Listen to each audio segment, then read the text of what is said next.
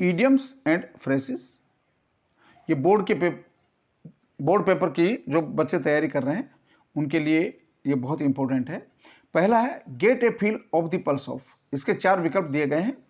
Examine the pulse of a sick man, know the exact feeling and attitude of, know how many times the blood beats in a minute, know about somebody's health by putting fingers on the inside of the wrist.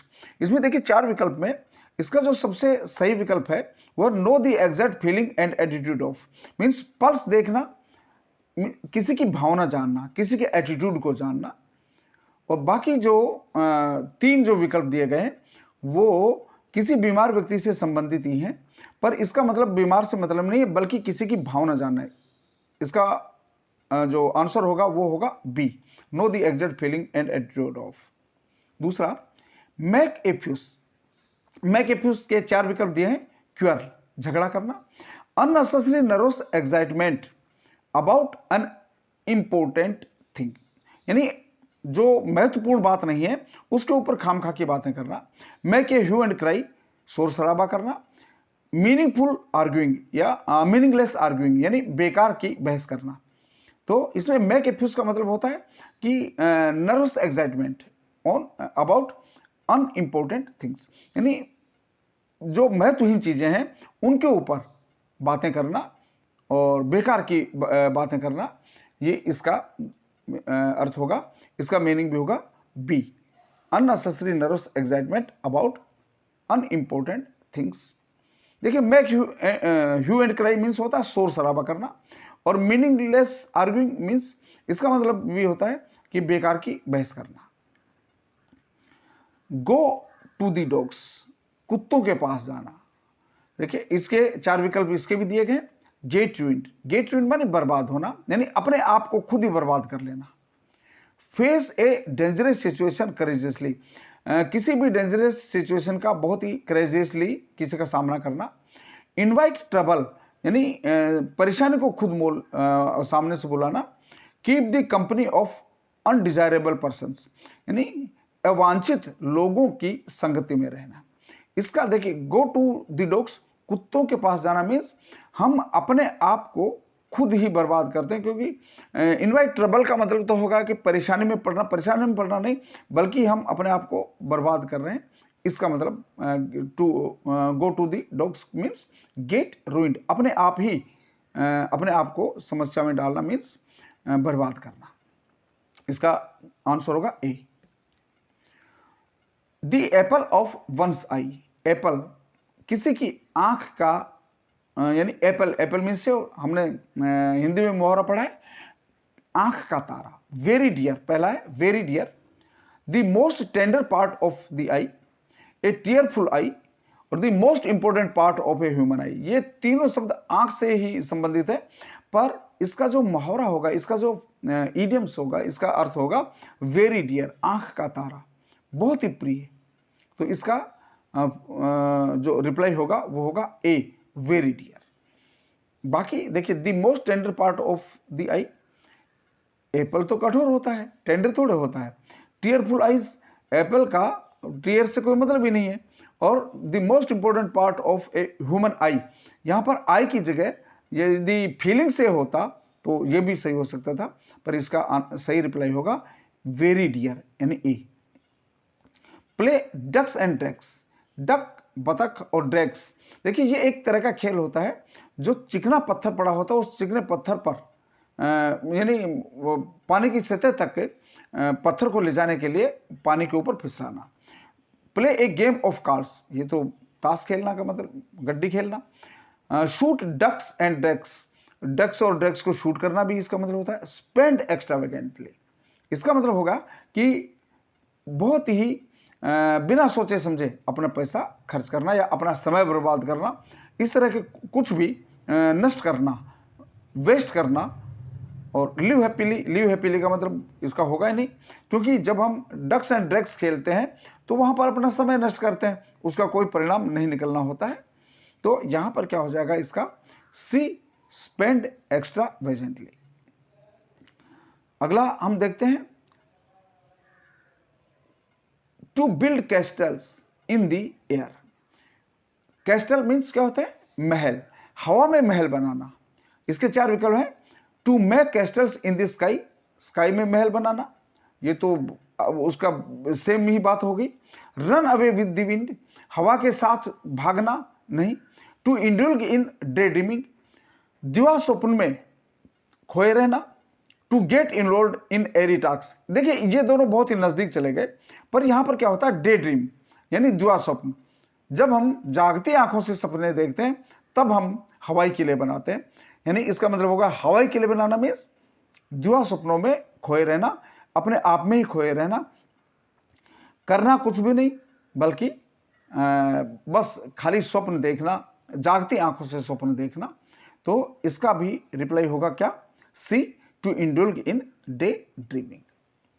Next हम देखते हैं to cut a sorry finger means कोई काम किया और काम करने में सफलता नहीं मिली, तो फिर हम क्या करते हैं? हम सॉरी फील करते हैं ना कि देखिए इतनी मेहनत करने के बाद सफलता नहीं मिली। देखिए इसके विकल्प देखिए, to fail in the examination, परीक्षा में फेल हो जाना, ये भी नहीं होगा। To spread rumours against someone, किसी के विरुद्ध अफवाह फैलाना। To create a bad impression और to behave like a buffoon, तो इसमें एक बेफून की तरह व्यवहार करना भी नहीं। To create a bad impression यानी कार्य करने के बावजूद अच्छा इंप्रेशन ने अपना प्रभाव ने डालकर कोई बुरा प्रभाव डालना, मीन्स इतनी मेहनत करने के बावजूद भी हमें सॉरी ही फील करना पड़ा। तो इसका क्या हो जाएगा? इसका भी होगा C, to create a bad impression, अपने कार्य का बुरा प्रभाव डालना। To cut a sorry finger, to create a bad impression. To foot the bill, पहला है to kick the bill, to respect the bill, to tear the bill, to pay the bill. देखिए to kick the bill, kick means लात मारना, bill को लात मारना means bill को तो लात मारेंगे नहीं। दूसरा है B, to respect the bill, bill का सम्मान करना, रेस्पेक्ट मीन्स सम्मान करना, बिल का सम्मान करना। तीसरा to tear the bill, bill को फाड़ देना। तो टू रेस्पेक्ट द बिल से भी कोई मतलब नहीं है, टू टीयर द बिल से भी कोई मतलब नहीं है। नेक्स्ट है to pay the bill, bill चुका देना। तो टू फूट द बिल का मतलब होगा बिल चुका देना, डी, इसका आंसर होगा D, to foot the bill. ये kick the bill, respect the bill और टीयर द बिल, इनमें से कोई सही विकल्प नहीं है। इसका सही विकल्प है to pay the bill. Next to grease the palm, इसके 4 विकल्प हैं। टू ऑयल द पाम, हथेली में तेल लगाना। To apply ointment to the palm, ointment होती है मलहम, जो मलहम हम लगाते हैं, हथेली पर मलहम लगाना। टू ऑफर ब्राइब, रिश्वत देना। टू एक्टिवेट द मशीनरी, या किसी मशीनरी को एक्टिवेट करना, उसको चलाना। ग्रीस, ग्रीस माने क्या होता है? चिकना करना। और पाम मीन्स हथेली, हथेली चिकना करना मीन्स ऑयल लगाना भी हो सकता है, पर नहीं, यहां पर हम इसका इडियोमेटिक अर्थ लेंगे तो होगा ऑफर ब्राइब, यानी किसी को रिश्वत की ऑफर करना, रिश्वत देना। तो ग्रीस द पाम, ग्रीस माने चिकना करना और पाम मीन्स हथेली, पर यहां पर हथेली चिकना करने के लिए एक बहुत ही नजदीकी शब्द आ रहा ऑयल द पाम, परंतु इसका जो इडियोमेटिक अर्थ होगा वो होगा ऑफर ब्राइब, रिश्वत की पेशकश करना या रिश्वत देना। Next to set the Thames on fire, इसके 4 विकल्प देखिए। टू डू द इम्पॉसिबल यानी असंभव कार्य करना। टू डू समथिंग रिमार्केबल, या कोई बहुत ही रिमार्केबल प्रशंसनीय कार्य करना। टू मेक एवरीवन एंग्री, या सभी को क्रोधित कर देना।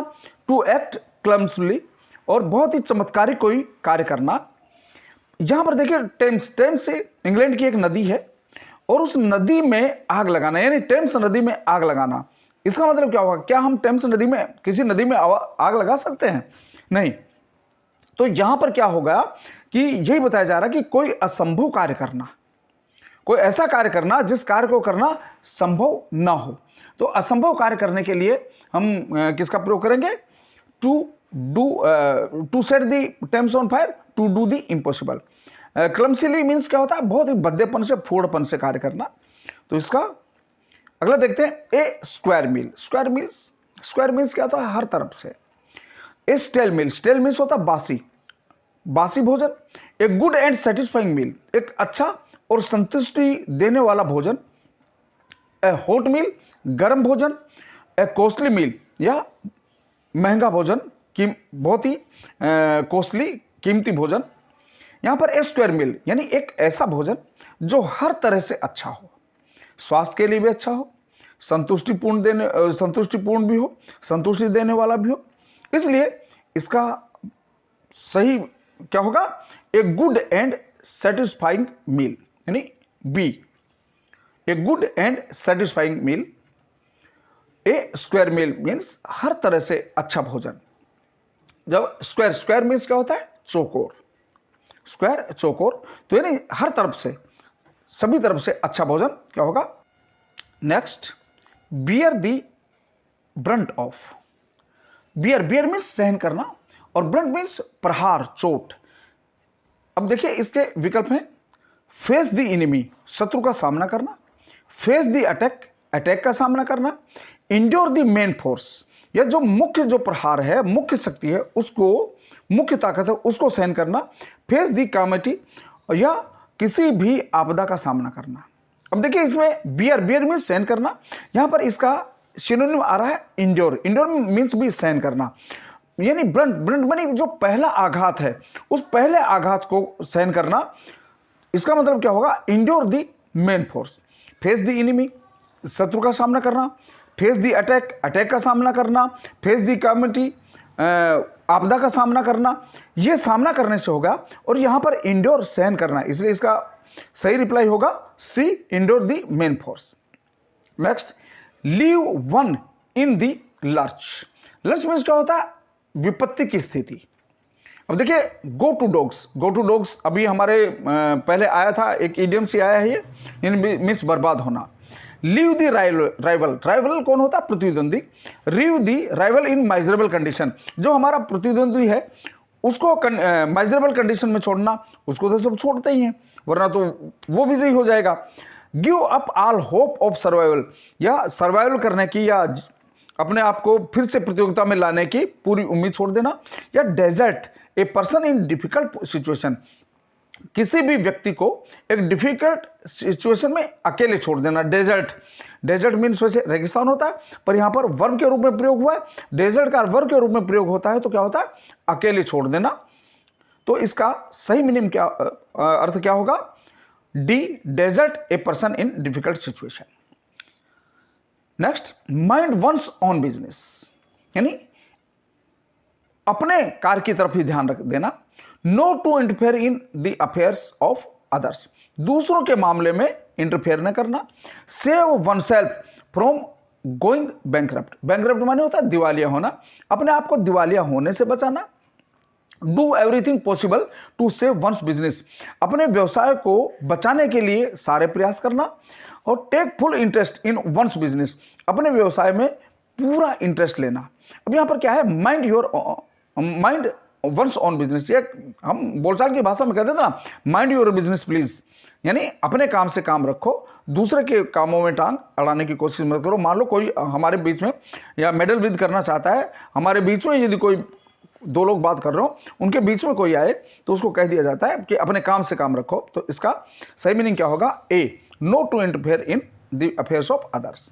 अगला, throw cold water upon, cold water ठंडा पानी, यानी इसके देखिए काम डाउन वंस एंगर, यानी ठंडा पानी डालने का मतलब होगा क्या? किसी को क्रोध करने से संबंधित है ये, या पुट आउट द फायर, या आग के ऊपर ठंडा पानी डाल दे तो आग को बुझाने से मतलब है। डिस्करेज ए प्लान, या किसी की योजना को डिस्करेज या उसके उत्साह को खत्म करने से। टीज समन, या किसी को तंग करने से। देखिए थ्रो कोल्ड वाटर अपॉन, किसी के ऊपर ठंडा पानी डाल देना। ठंडा पानी डाल देना मीन्स कोई व्यक्ति जोश में हो और जोश में कोई कार्य कर रहा हो और उसके ऊपर यदि ठंडा पानी डाल दो तो इसका मतलब क्या होगा कि उसकी जो योजनाएं हैं, उसकी जो खुशी है, उसको खत्म कर देना। Means discourage the plan of someone. तो इसका सही मीनिंग क्या होगा? C, discourage a plan. Next, end in smoke. End in smoke, smoke माने धुएं में उड़ा देना, धुएं में समाप्त कर देना। अब देखिए इसके विकल्प में to be choked to death, यानी किसी की गला घोटकर मृत्यु करना, मार देना। To begin in light and in darkness, यानी प्रकाश में शुरू करना और अंधकार में समाप्त करना। टू एंड इन नथिंग, यानी इसका मतलब हुआ कि बेकार ही चीजों को समाप्त कर देना। To be clear in the beginning but vague at the end, यानी बिगिनिंग में साफ स्पष्ट होना और अंत में स्पष्ट हो जाना। तो देखिए इसका सही मीनिंग क्या होगा, to end in nothing, C, to end in nothing, यानी इस तरह से अपने आप को समाप्त कर देना जिसका कोई फल ही नहीं निकले, जिसका कोई फ्रूट ना हो, जिसका कोई मीनिंग ना हो, जिसका कोई मान लीजिए हम कोई काम करना चाहें और उस काम को ऐसे खत्म कर दें जिसका कोई फायदा ही ना हो।